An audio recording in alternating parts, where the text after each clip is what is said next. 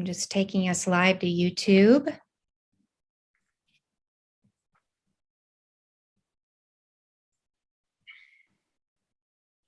I think the hardest thing about writing is just remembering that I like to tell this to my students, it's a form of critical thinking.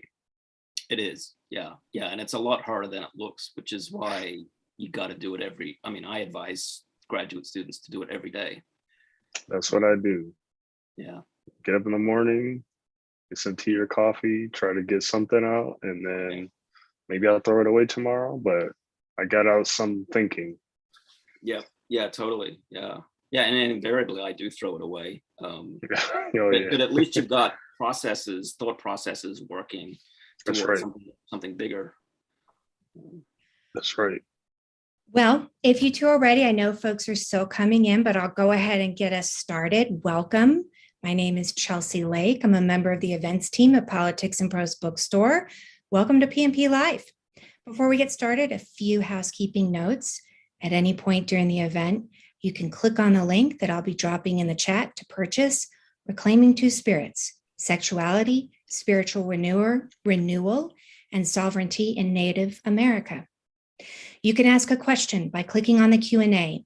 The Q&A can be found along the bottom of your screen. We'll try to get to everyone's questions, but I apologize in advance if we don't have time to address yours.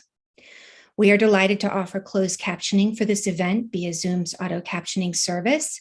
To access captions, simply click on the live transcripts option, which is also along the bottom of your screen. And now on to our event. Reclaiming Two Spirits is a sweeping history of Indigenous traditions of gender, sexuality, and resistance that reveals how, despite centuries of colonialism, Two-Spirit people are reclaiming their place in Native nations. Reclaiming Two Spirits decolonizes the history of gender and sexuality in Native North America.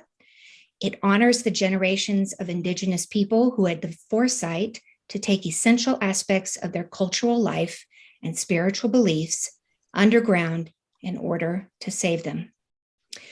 Gregory D. Smithers is professor of American history, an eminent scholar at Virginia Commonwealth University, and a British Academy Global Professor at the University of Hull in England. His research focuses on Cherokee and Southeastern Indigenous history, as well as gender, sexuality, racial, and environmental history.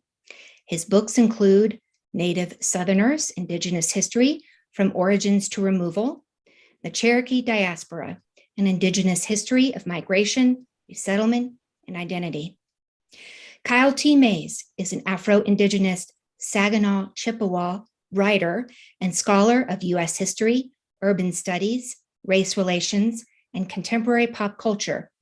He is an assistant professor of African American Studies, American Indian Studies, and History at the University of California, Los Angeles. He is the author of Hip Hop Beats, Indigenous Rhymes, Modernity and Hip Hop in Indigenous North America. So without further ado, it's my pleasure to turn the screen over to Kyle and Gregory. Thank you. Thank you for the introduction. And Gregory, I think we're just gonna get right into the questions. I'm excited. Let's get right into it. Yeah, I'm excited to talk with you and be in conversation with you about this very important and significant book for our current time. So let's just get right into it. Okay. So just really the first question is, for me, what was the inspiration for writing this particular book? Good question. Yeah. First, let me just say thanks to the Politics and Prose team for having us on. And thank you, Kyle, for giving some of your time to talk about this topic in this book. So I've always written histories where other historians have dare not tread. I'm sort of drawn to those subjects. And I've said this publicly before, so I'll say it again. A lot of our colleagues in the history profession can at times be a bit stodgy. And that's a product of their training. It's not necessarily a reflection on them per Yeah. se, but we need historians need written documents to write their histories. At least that's typically the training. And so I've always approached history slightly differently. That yes, there are written documents there that we can use and that Europeans bequeathed to the world. There's also an awful lot of native writing, and a lot further back in time than people realize in native That's right. languages.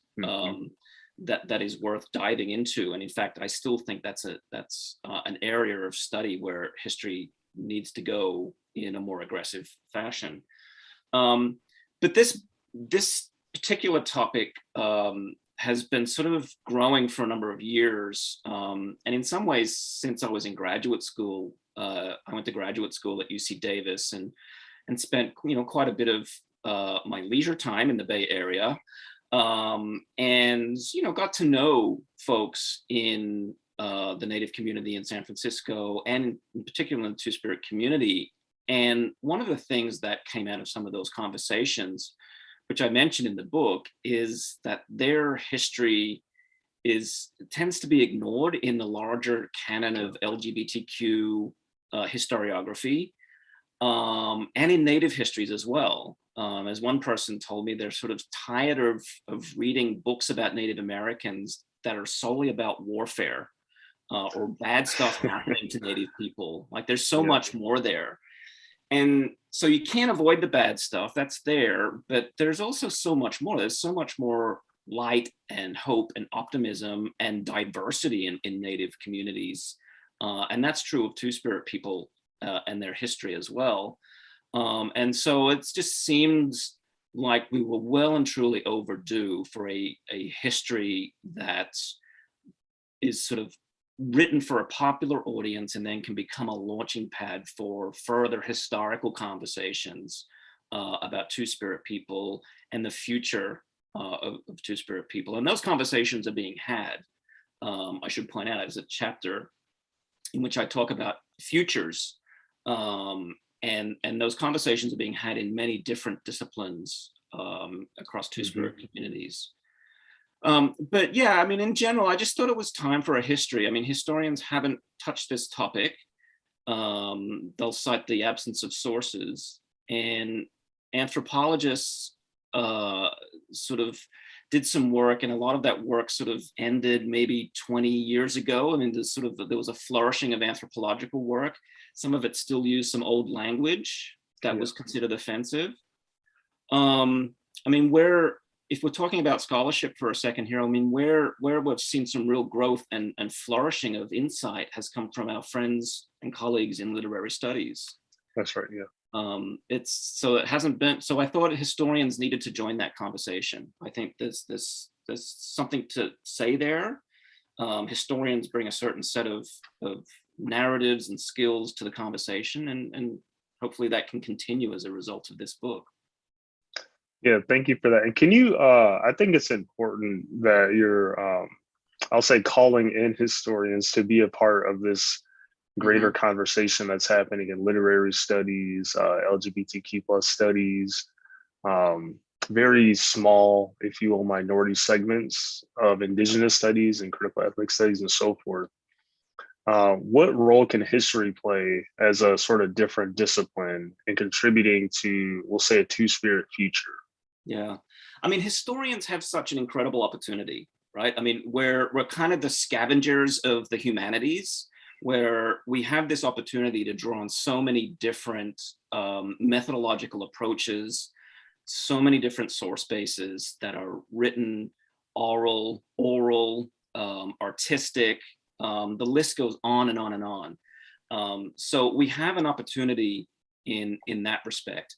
We also have an opportunity, and in some ways, I think an ethical responsibility, to demonstrate how Indigenous people did hold on to aspects of this knowledge, and it didn't stay static or the same. Native people, as they had done before Europeans invaded North America or Turtle Island, were constantly being creative and innovating that knowledge, and that has continued through the ongoing cauldron of colonialism in the Americas. And so historians have an opportunity then to sort of narrate and analyze the impact of colonialism, but also to showcase the incredible innovation and creativity that has gone on in keeping and renewing two-spirit identities at a tribal level. And I think it's important, Kyle, for people to recognize that not every Native community has or had this tradition of what we today call two-spirit.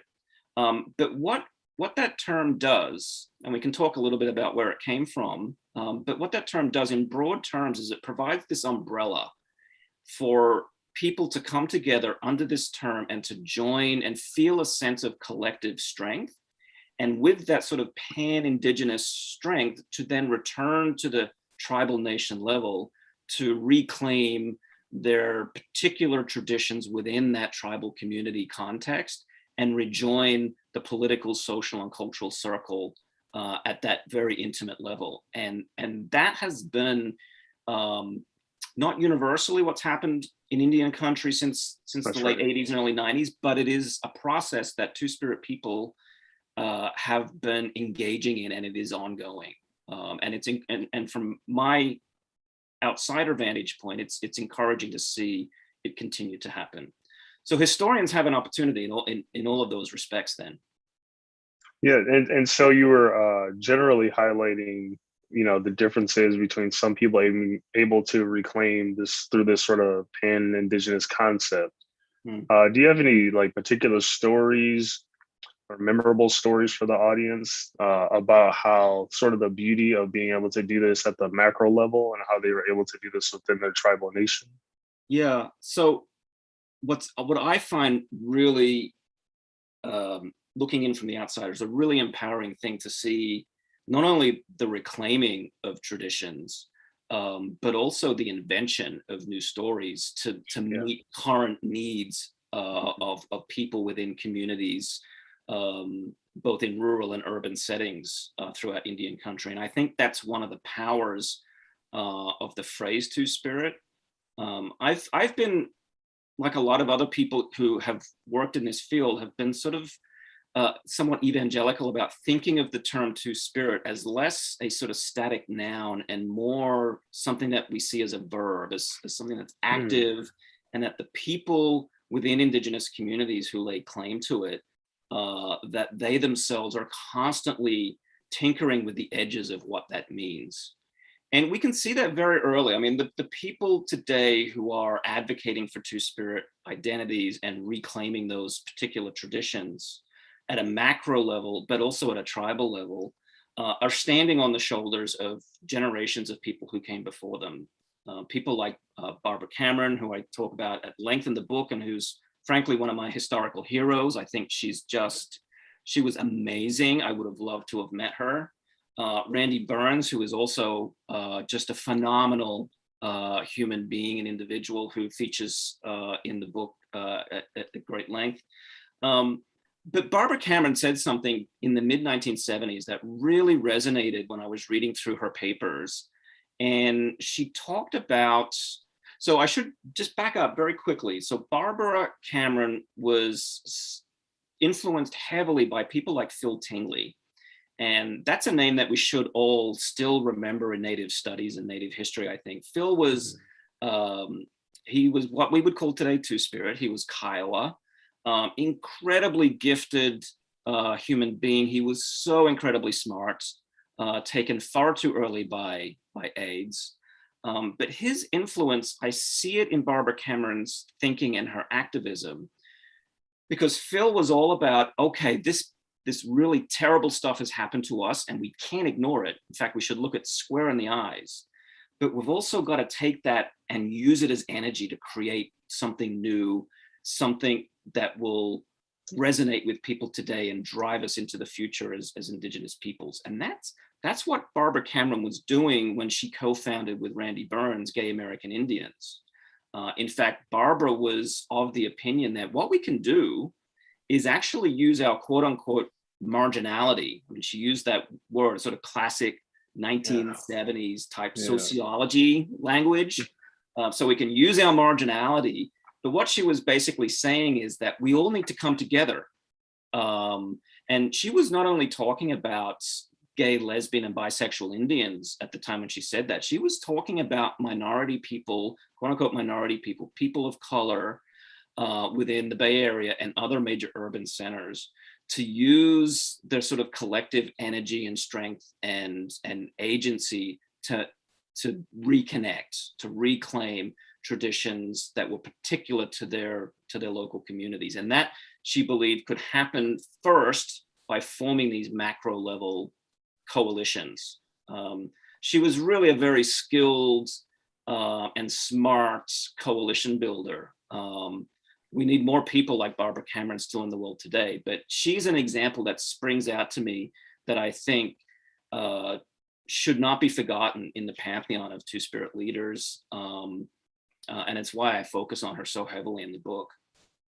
Yeah, and what's remarkable about her and a variety of activists during that particular time period, the 70s, sort of early 80s, is that they, and it's misunderstood, I'm glad you mentioned it, that they always projected a future, that Indigenous peoples, in this case, Two-Spirit Indigenous peoples, had a particular future. And it seems to be lost in a certain way.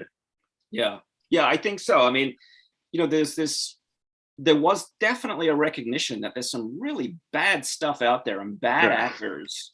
And Barbara Cameron and her peers did not shy away from that and those people. I mean, Barbara Cameron was very vocal about people like Ronald Reagan and what that so-called Reagan Revolution meant, not just for gay and lesbian Indians in the 1980s, but for gay and lesbian, bisexual and transgender people, queer people more generally.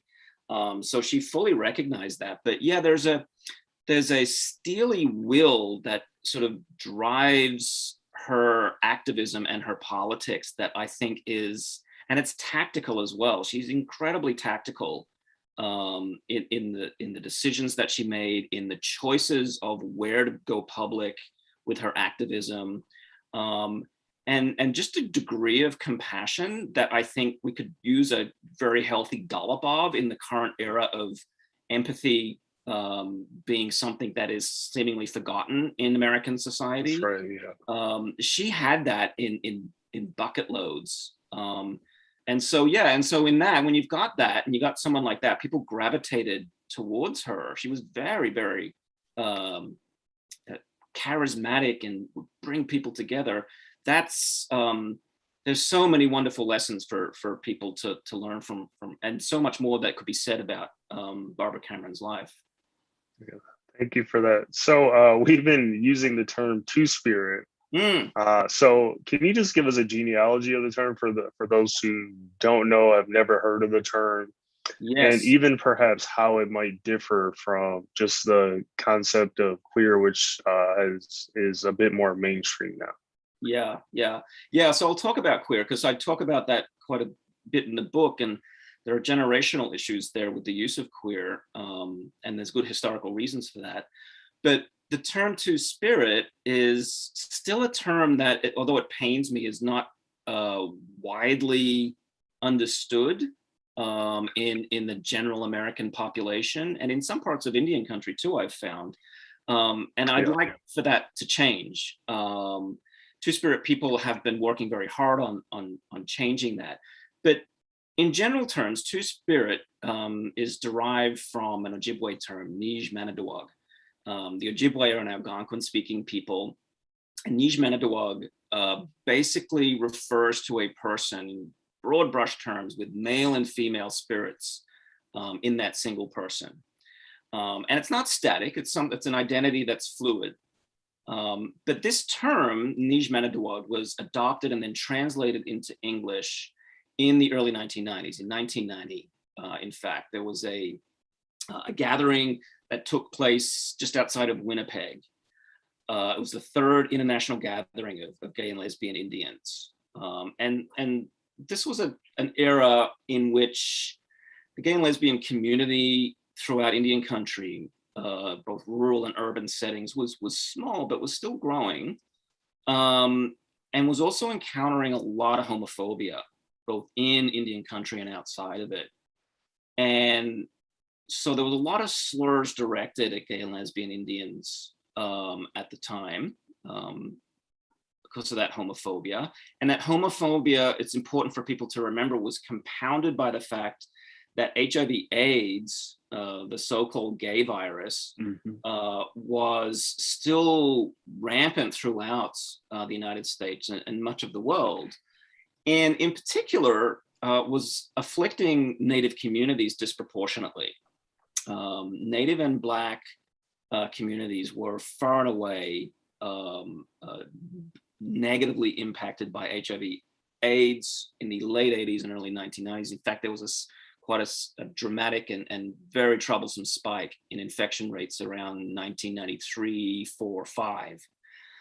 So this term came along within that broader context, right? So it was a term then that was designed strategically to address the homophobia that people had identified, and to provide some sort of language that healthcare professionals and tribal leaders could identify with, could wrap their heads around.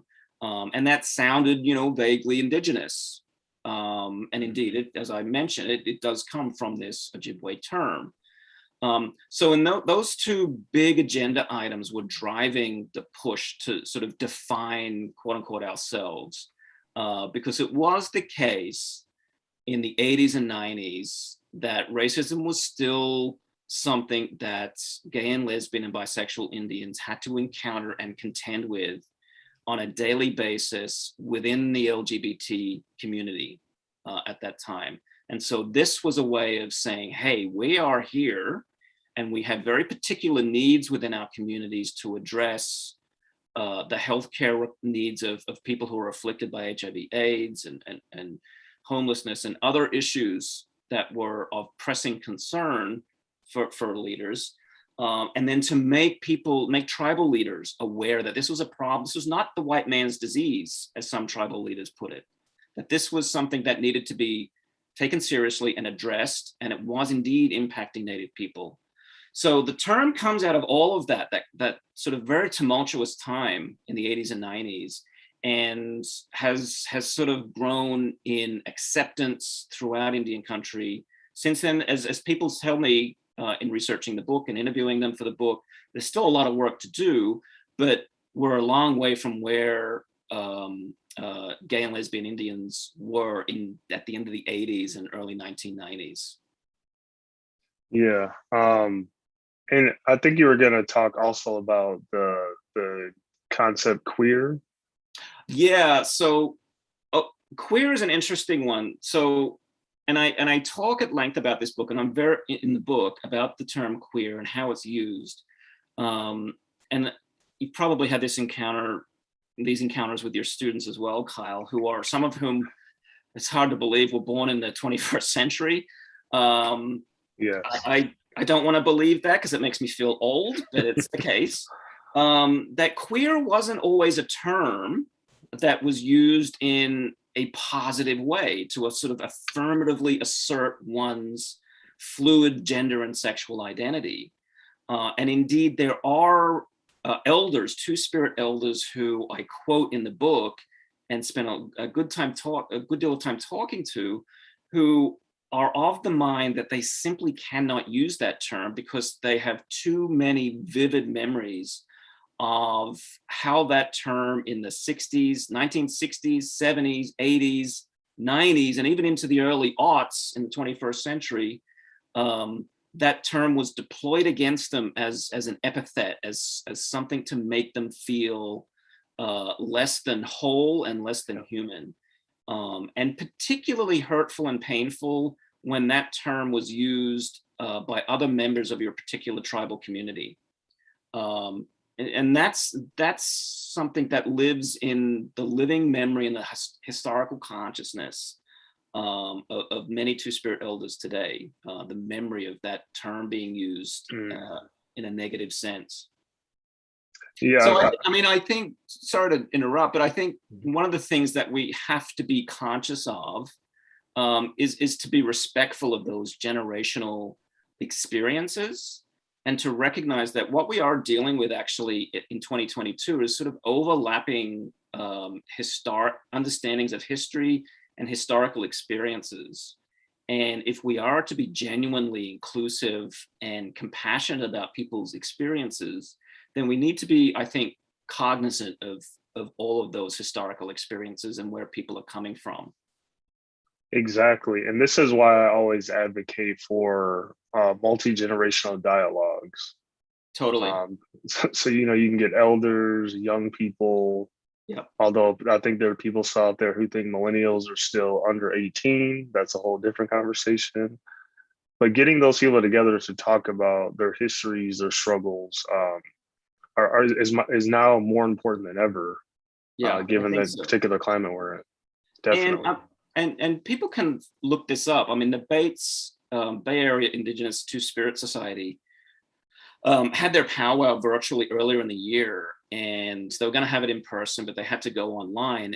And one of the panels, which was recorded and hosted by Roger Cohen, who's himself Two-Spirit from the Porch Band, he engaged spirit elders in this conversation. And one of the things that came out of that was the importance of recording the elders' knowledge and experience, simply because there are so many people who are 25 and under who haven't heard of people like Barbara Cameron, or haven't heard of Phil Tingley, or even going further back in time, people like Weewa or Osh Tish. And these are people who the current generation, who will be elders themselves one day, they're building on that knowledge, which is, I think, is why understanding and having a consciousness of this history is so very important. Absolutely. And something you touched on earlier about the conversation on HIV in the 80s and 90s, would you say that there's been kind of certainly at the time, but even a historical erasure of Indigenous peoples and perspectives on the whole issue of HIV and AIDS? I think so. And I think so for a couple reasons. And I do touch on this in the book. I mean, despite the organizing of Two-Spirit leaders in the early 90s around this new term, there was still a good deal of homophobia that followed people, trans people, and people of non-conforming gender and sexual roles and identities. And I do talk about this. For example, there's a gentleman I talked to who's not Two-Spirit. He's a citizen of the Navajo Nation, but ran a clinic for several decades where trans and gay and bisexual people could come to his clinic and just be themselves, have culturally specific access to culturally specific healthcare that didn't make them feel judged, that didn't make them feel as though they were in a cold, sterile Western hospital, and where they could have people who would actually listen to them on their own terms. And so that, I mean, I mentioned that because that's just one of many examples of just how traumatic for a lot of people this particular era was during the HIV/AIDS pandemic at its peak in the early 1990s. And I think because of that trauma, and possibly because some people might feel a little bit of, in hindsight, regret at how they responded to people that they had heard on the rumor mill or knew were afflicted by HIV/AIDS, that they now have some serious regret about how they acted towards those people. It wasn't in keeping with a sense of nurturing community and helping those people as their ancestors might have done those who were sick. So I think because of that, there is an element of erasure, and there's an element too, just of general American culture of well, that's in the past, right? And we're in the present now, and the future's all bright and good. You know, that old Whiggish culture in American history that we just can't seem to shake. And so we could just forget about all those bad times. We're over that now. We've overcome it, right? The classic American narrative. And, I think that's really disrespectful and does a disservice to people who still live with HIV/AIDS and still live with the memories of the experiences that they lived through in the 80s and 90s. Yeah, fantastic. And I just want to remind everyone, if you have questions, feel free to put them in the Q&A box. So, for the audience, for those perhaps not familiar with the term and idea of settler colonialism, historically and even perhaps today, how has that continued to impact Indigenous Two-Spirit peoples, and how have they resisted or created modes of survivance within this sort of settler colonialism and also the Kyle, oppression? that's a huge question. I had to get one in there. Yeah, gosh, what a big question. But it's an important question because we're all living on native land. And it's important, I think, to recognize that, and that native cultures are still living, and native communities have struggles like other communities, but they're working through them, and there's vibrance there. There's hope for the future in throughout Indian country. But settler colonialism does impact those futures and that hope and that planning for the future in the same way that it did for ancestors generations before. So settler colonialism is basically, if we were to sort of take the canon of settler colonialism and how scholars define it, is this whole idea, and I'm being very crude here, I admit, but it's this whole idea of these foreigners, these Europeans coming in and wanting native stuff, particularly their land, their water, mineral wealth, and they want it so bad that they'll do anything to push native people out of the way, whether it's physical genocide, whether it's culturally to try and stamp out languages or cultural traditions, whether it's the types of material, written material that's deposited in the archives, in political documents that historians rely on to write their histories. Often those documents portray native people in a highly distorted and in sometimes completely misleading way. So that's settler colonialism, right? And so the legal structures and the political structures of settler colonialism in the 17th and 18th centuries live on in the legal and political and economic structures of the United States and other settler colonies like Australia, New Zealand, Canada, and elsewhere in the 21st century. And they live on, particularly in the United States, in the relationship between federally recognized tribal communities and the federal government.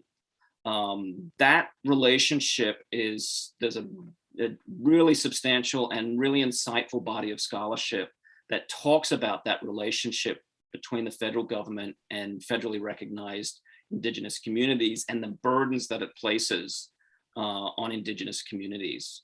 It really does, in some ways, perpetuate a sort of settler colonial legal logic and set of structures. Now that may change in the future, and who knows? I write about the McGurk decision because the McGurk decision out of Oklahoma really has scared a lot of politicians, white politicians, particularly in the American West. But that's in the future. That hasn't been written yet. But yeah. So in that sense, in that legal, political, and economic sense, settler colonialism still presses on the lives of Native people. But there's another element to this, and this is why I think things like the studying of Two-Spirit histories is so important, because when you reclaim parts of history that are quote unquote forgotten or denied or misrepresented in the historical record, what you're doing is you're contributing to a form of cultural sovereignty, right? The sort of the stuff, the ideas, the language, the cultural material, and the cultural expression that gives political and legal sovereignty its meaning. They're all intertwined ultimately, but without that cultural sovereignty, it can sometimes feel hollow and not worth fighting for today and into the future. It's why I think cultural sovereignty is a really important but often overlooked piece of the sovereignty story. Thank you. Cultural sovereignty is just as essential as those other components. And it's very, as you said, it's very much intertwined, but deeply underrated, I think. Yeah. Yeah. I mean, I was talking to a native scholar out in Oklahoma recently, and he, as a graduate student, worked with the anthropologist Aram Nguyen, who passed away a few years ago. But I worked with Aram too as a graduate student, and Aram was of the belief that culture matters, language matters. And so reclaiming and reconnecting with culture and language is so incredibly important. It's talk about undermining the stuff that settler colonizers tried to do to Native communities. That's like poking them right in the eye with agency, with creativity, and sort of innovation in the 21st century. Yeah, and I want to re-underscore for everyone, language matters. Language is important. It is just as significant a part of decolonization efforts in reclaiming things. And it's still underrated. It's still underrated. Yeah, I think so. And you know, I do talk about contested marriage cases in the 1990s and early 2000s in the book. And I think if you have that sort of cultural awareness and that historical awareness, then the sort of the inflection on those debates, politically and legally, at a sort of tribal nation level, they begin to change. You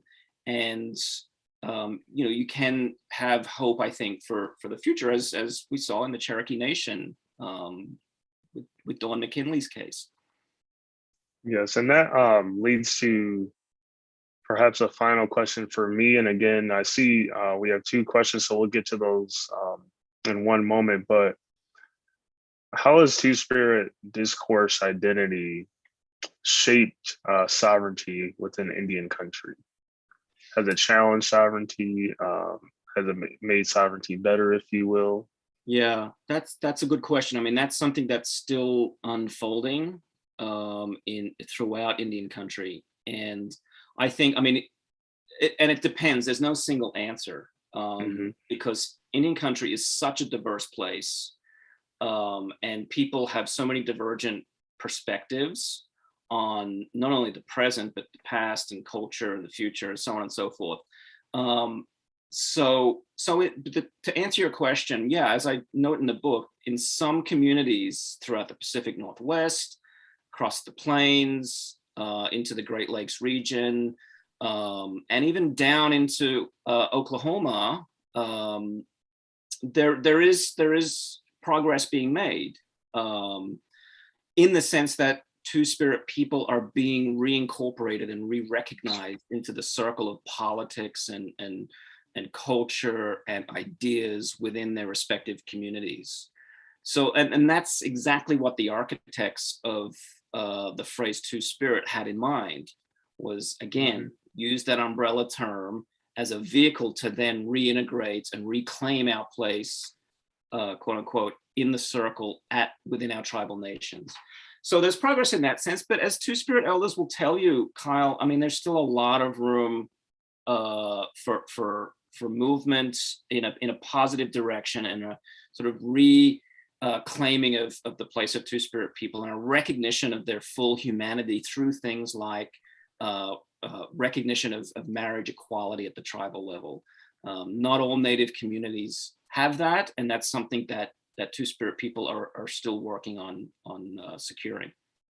Yeah, and this is just one final question from me. I think it's important to ask, but from the elders that you spoken with, from their perspective, what can non-Two-Spirit Indigenous folks, allies, etc., what can they do to further the particular political project of recognizing and respecting the humanity of Two-Spirit peoples?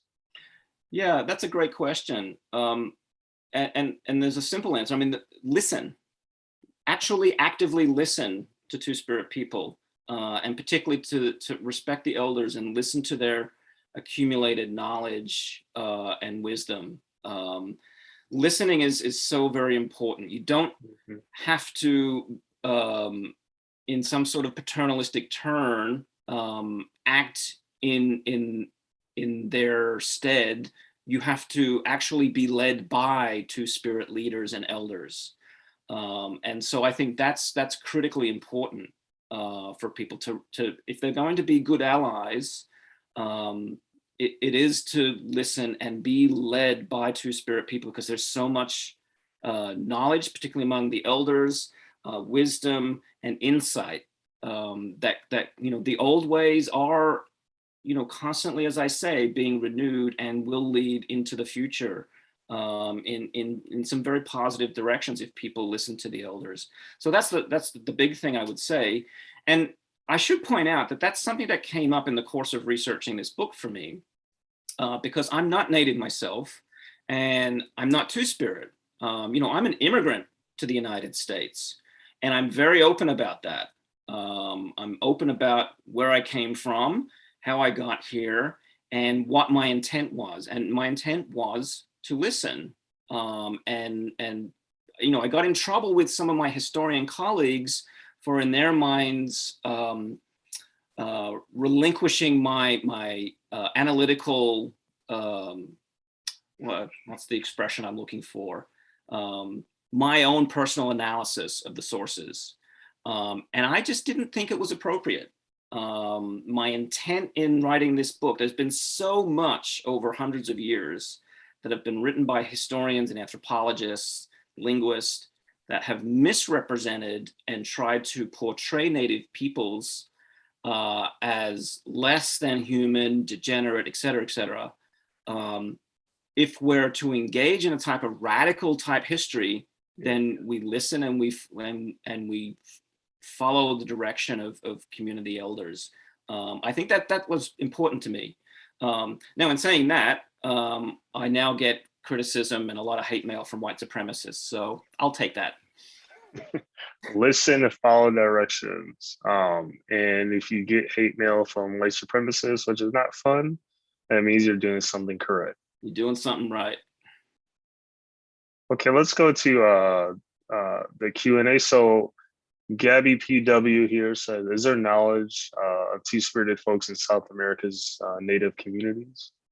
There are, and not unlike North America, there is efforts to begin the reclaiming process. I mean, within Indigenous communities, there's that knowledge has continued and has been revised over the centuries. I mean, culture doesn't remain static, and that is definitely the case in South America as it is in Central and North America. One of the areas out of South America where we've seen a lot of growth is in archaeology. And so erotic pottery, for example, from South America, and pottery that reflects, I have some examples in the book, that reflects same-sex couples parenting small children, has survived in the archaeological record. So that has been reintegrated into archaeological knowledge and is slowly beginning to seep back into popular consciousness through museums and writing for popular audiences. So yeah, I mean, it's a great question, because there is this this movement that's going on, I think, throughout the Americas to reconnect with these traditions and to demonstrate how tradition is not something that's static, that it's very much alive and it's constantly changing and evolving.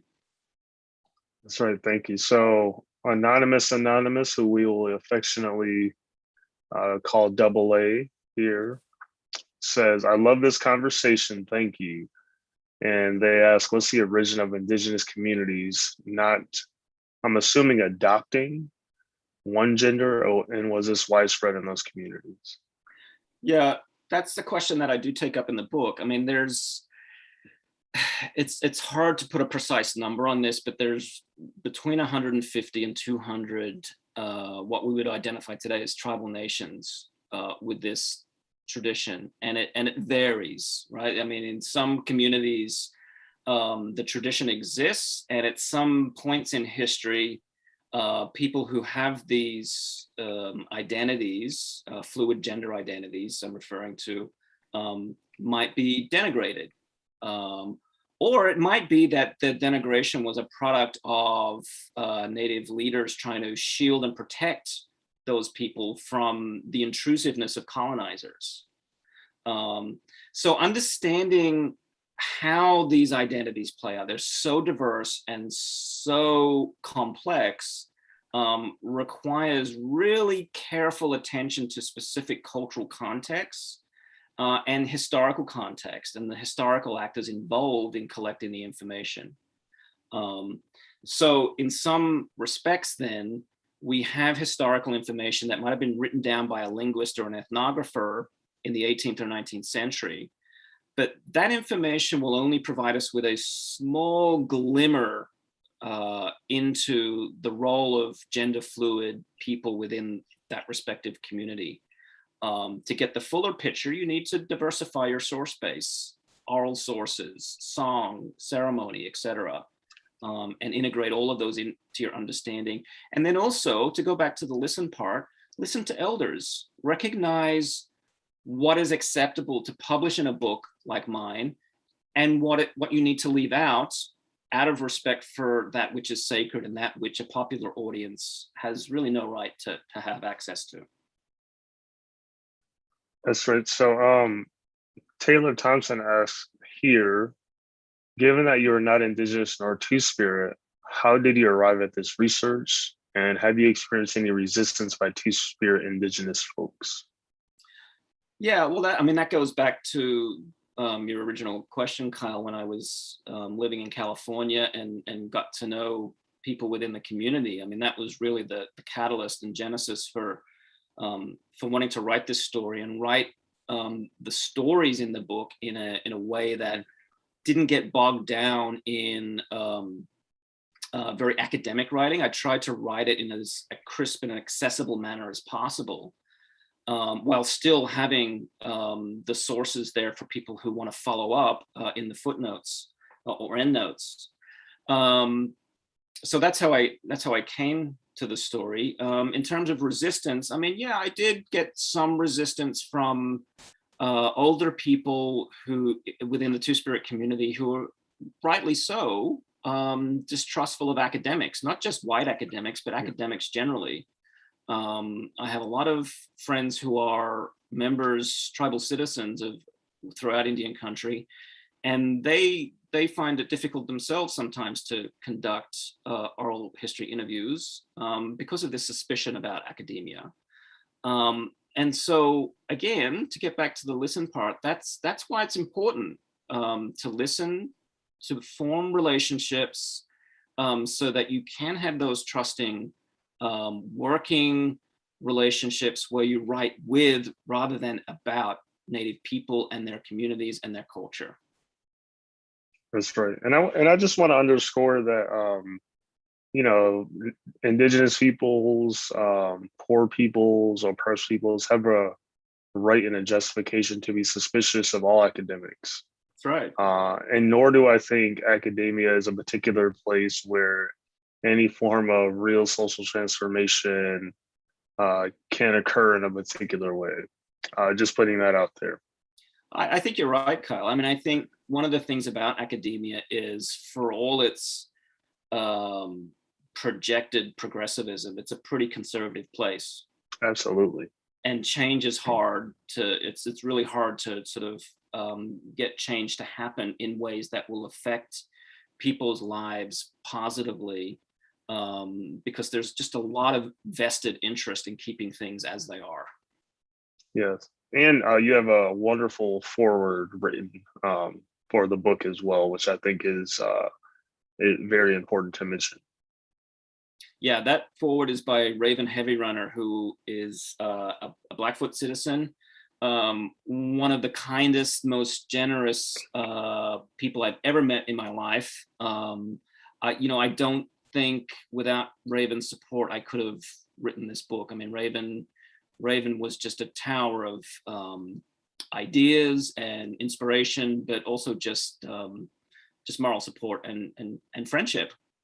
It's we don't say it enough in academia, but we writing is such a lonely exercise. We need those little pep talks by people who we treasure. That's right. That's right. So anonymous attendee, AA squared here, says, isn't it true that two-spirit is a colonial term, given that gender as a concept is a colonial concept? Well, the gender, yes, that's a great question. So the gender binary of male and female, that is most certainly a colonial imposition and an imposition of Western European culture. And I do talk about that at great length in the book, because that binary of male and female that was formalized in Western science, religion, law, and politics did an enormous amount of violence to Native communities across the Americas, and is something that we still live with today. But the term two-spirit, though, as I mentioned at the top of the program, is a term derived out of the Ojibwe Nij Manitowoc, which roughly translated means an individual with male and female spirit within them. And that can be fluid, that can move around throughout their stages of life and as their roles within community historically changed. Absolutely. And if there are any more questions, feel free to type those into the Q&A section. But if not, I have one last question for you, Gregory. And I've thoroughly enjoyed this conversation. I think it's super important, and I hope everyone picks up Reclaiming Two-Spirit. So any final words for the audience about what you hope this book does, and what's next for you? So, well, I do hope Reclaiming Two-Spirit is something that catalyzes conversation, not only within Indigenous communities, but more broadly within the history profession, within our general culture, within LGBTQ politics. That there is growing awareness and respect for the diversity of traditions and cultures and lives that Two-Spirit people have lived and continue to live today.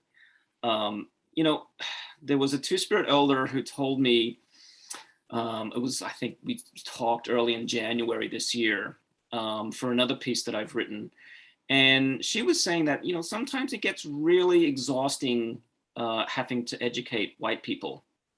And so there are resources out there, not only my book, but other resources. The Tribal Equity Toolkit is something, for example, that I recommend to people. You can download it for free onto your computer. These are starting places for greater alliances, more sort of thoughtful alliance building, and respect for cultures and traditions and histories that are not done yet. They're still being written, and Two-Spirit people themselves are still writing those histories through their actions, their relationships, their families, their communities, and so on. So I hope that comes through when people sit down and read and engage with the book. That's fantastic. And what's next for you? Next. So I'm working very closely with a number of people down at the Eastern Band of Cherokee Indians. I'm writing a new book called Cherokee River Keepers.